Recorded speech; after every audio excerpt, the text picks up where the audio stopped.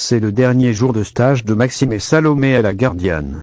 Pour l'occasion, la jeune femme a créé un nouveau dessert, des pommes rôties à la crème de sauge. Cette recette ravit les papilles de ses parents. Jean-Pierre remercie chaleureusement Maxime et Salomé pour leur travail fourni tout au long de l'été avant de leur expliquer que le restaurant de la Gardienne est désormais leur maison. Puis, vient le moment des au revoir.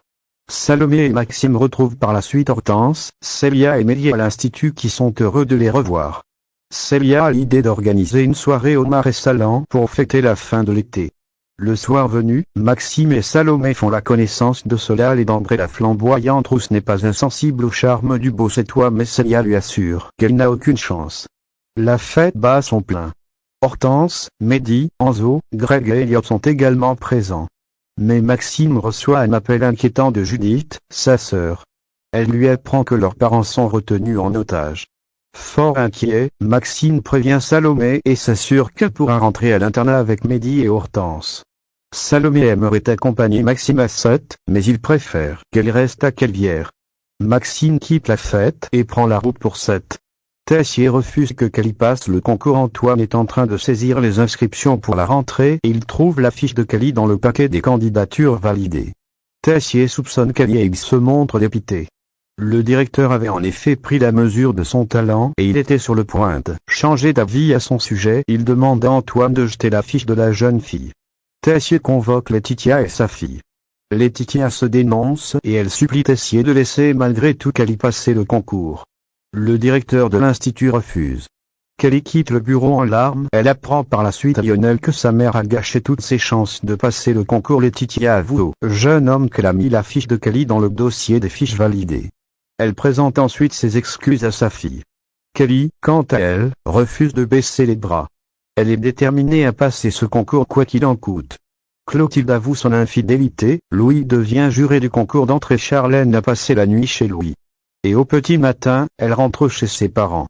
L'ambiance est électrique avec Théo qui n'a pas envie d'être à la même table que sa sœur pour le petit déjeuner. Mais Charlène le rassure vite, elle ne fait que passer chercher des affaires. La jeune femme annonce à sa famille qu'elle part vivre avec Louis chez sa mère. Tessier s'y oppose, mais la jeune femme est bien décidée à faire ce qu'elle veut.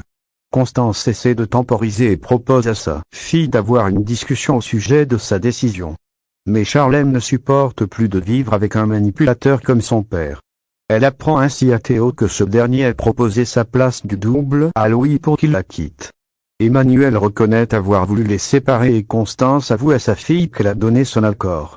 Elle essaie d'expliquer à Charlène qu'ils doivent la protéger même si elle doit leur en vouloir. Charlène estime que sa mère est aussi ignoble que son père. Théo, quant à lui, quitte la maison sans dire un mot. Il se réfugie en cuisine pour préparer un nouveau bouillon.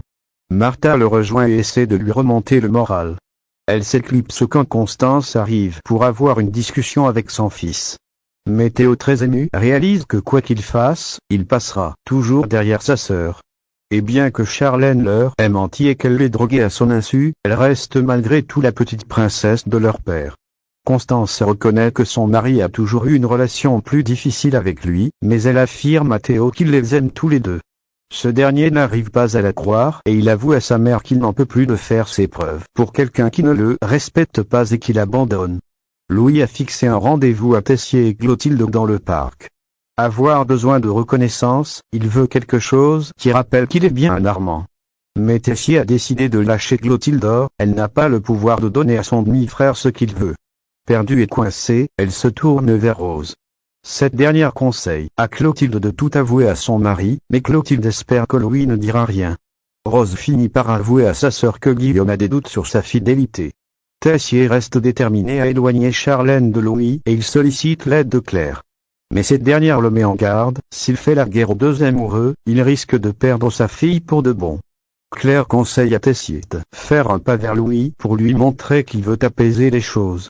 Elle lui suggère même d'offrir à Louis une place dans le jury du concours d'entrée. Tessier suit le conseil de Claire et propose à Louis une place de juré. Il le met ensuite en garde, s'il fait du mal à sa fille, il s'en prendra à lui. Louis accepte la place de juré. Mais il confie par la suite à Charlène qu'il ne renonce pas pour autant à la place de